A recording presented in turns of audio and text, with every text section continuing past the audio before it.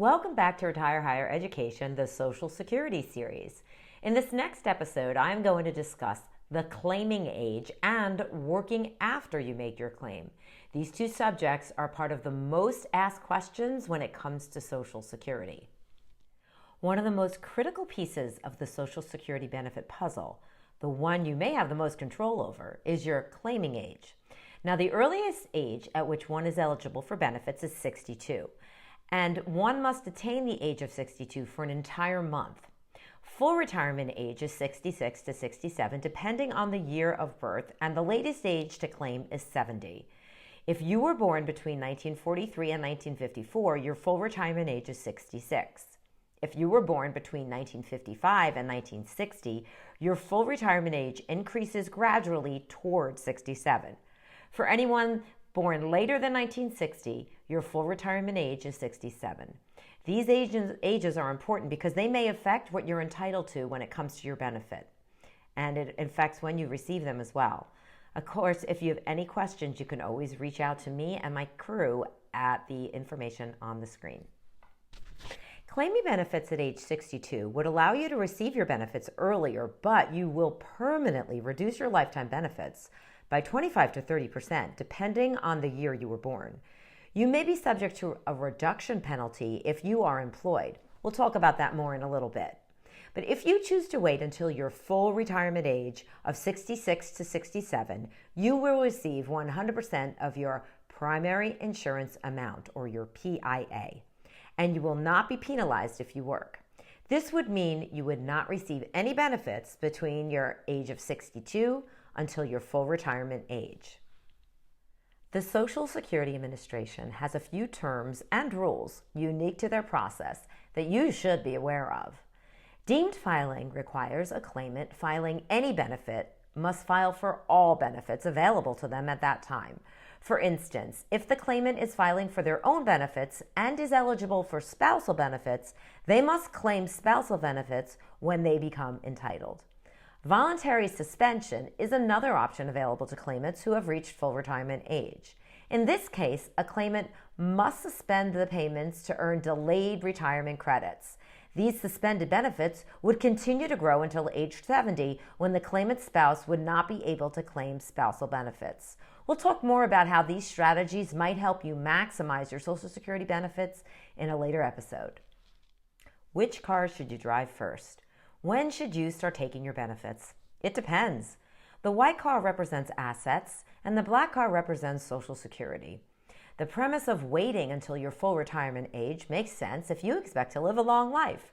For example, if you drew 32% of your benefit at age 70 and lived to age 79, you would receive the same amount of money as you would have had you claimed 100% of your benefit at the full retirement age.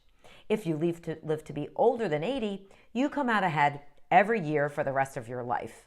So if you have a family history of longevity, you are in good health, and you have access to our modern medicine, making it possible for more and more people to live longer and healthier lives, this might be a strategy to consider. There are, however, compelling reasons not to wait. If you're not in good health, or your life expectancy is less than most people, then by all means, start taking your benefit as soon as it's available to you, at age 62, or at your full retirement age. Financial need is another compelling reason. If you need additional funds to support yourself, then you are probably better off taking early retirement at age 62 than struggling financially for an additional 4 years. It is critical to determine the breaking point, to determine at what age waiting to take a higher benefit would equal your lifetime benefits should you take a lower benefit at an earlier age.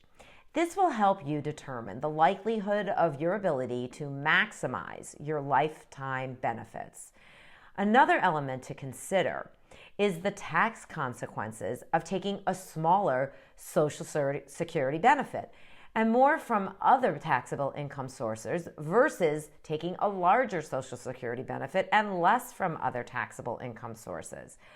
We will talk more about taxes on your Social Security in a later episode, but what is important about this slide is that there are numerous reasons to take Social Security both early and late, and they all have an effect on your financial picture.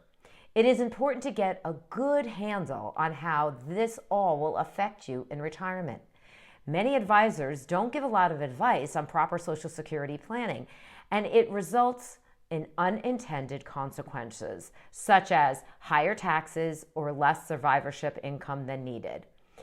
It all comes down to which car you drive first. We highly recommend that you talk to one of our advisors who know these consequences and are able to help you map them out. You have our information on the screen, and feel free to get in touch with us either by email or to give us a call. More to come. Another key consideration is whether or not to continue working after you've elected to receive your benefit. If you have wages, that is income from working, not passive income from things like investments, and you take your Social Security benefits between age 62 and your full retirement age, your benefits will be reduced based on how much you make and your age.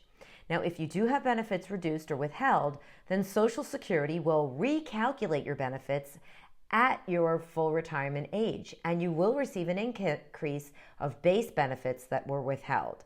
So other income like government benefits, investment earnings, pensions, annuities, and capital gains do not count. However, your contribution to a pension or retirement plan, if it is included in your gross wages, would count. So looking at the slide, if you continue to work while you're getting benefits from age 62 to full retirement age, the limit for 2025 is $23,400. Your benefit will be reduced by $1 for every $2 over this limit. If you will reach full retirement age during 2025 and you're still working, your limit is much higher, $62,160. Your benefit will be reduced $1 for every $3 over the limit. There is no reduction in benefits if you continue to work after your full retirement age. If you do have benefits withheld, your benefit at full retirement age will be adjusted to compensate for that reduction.